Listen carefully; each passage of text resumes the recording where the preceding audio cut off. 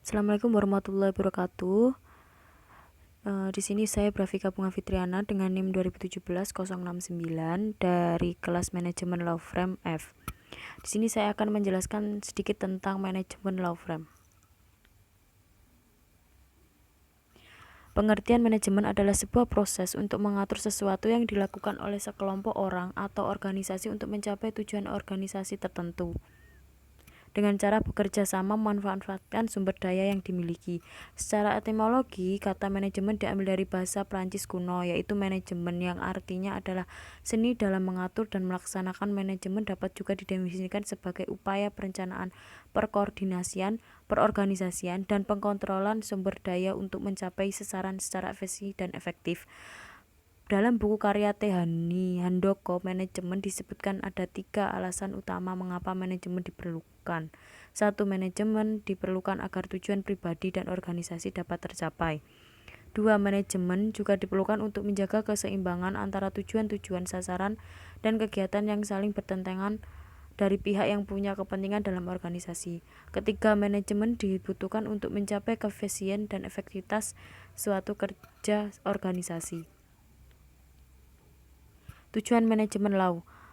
Manajemen kantor hukum sebenarnya bukan hanya bertujuan melanggengkan usaha, ia juga bertujuan untuk memastikan tersedianya pelayanan jasa profesional hukum yang andal.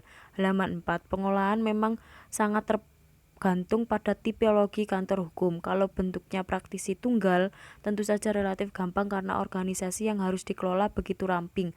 Beda halnya kalau firma hukum sudah berukuran menengah hingga kantor besar dengan jumlah advokat di atas 75 orang. Pengelolaan firma hukum besar dengan sistem partnership terbuka tentu membutuhkan manajemen yang lebih rumit, misalnya bagaimana mengatur modal, sumber daya manusia, kepengurusan, kompensasi atas pekerjaan dan pembagian fee, hingga hal-hal detail seperti jam kantor dan hubungan dengan klien. Ahmad Zain Umar Purba dari Ali Budiarjo Nugroho menyinggung pentingnya tata kelola sekutu. Dalam konteks ini, pengelolaan firma hukum jangan melupakan persoalan modal, sumber daya manusia, dan tentunya saja pajak, tetapi jangan pula melupakan tujuan pendirian firma tersebut.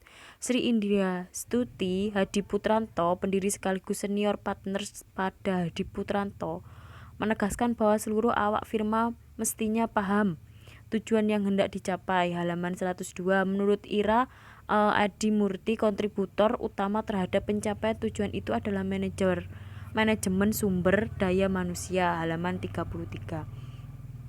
Tentu saja pengendalian mutu layanan jasa hukum mutlak dilakukan terutama demi kelangsungan nyawa firma hukum bersangkutan.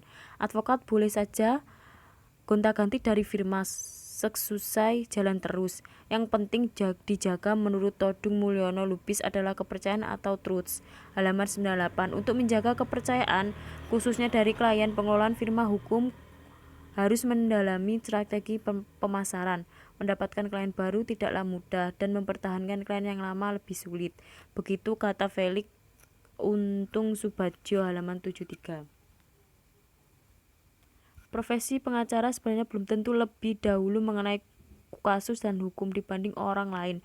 Cuman barangkali advokat lebih tahu di mana menemukan hukum dan celah-celahnya. Siapapun dapat membaca dan memahami suatu peraturan, namun hanya advokat yang dapat menemukan hukum dari beragam peraturan jurisprudensi maupun doktrin. Tulis Ibrahim As-Segaf, halaman 70. Tetapi sebenarnya kehidupan advokat tidak semanis dan segampang yang dibayangkan. Apabila kalau si advokat mengelola sebuah firma hukum berskala besar, ada banyak hal yang mesti disiapkan sejak awal. Mendapatkan klien memang penting, namun mengelola jalannya firma hukum tidak kalah penting. Untuk mengelola suatu law firm bukanlah suatu hal yang mudah. Papar Sri Indratuti Hadiputro, halaman 106.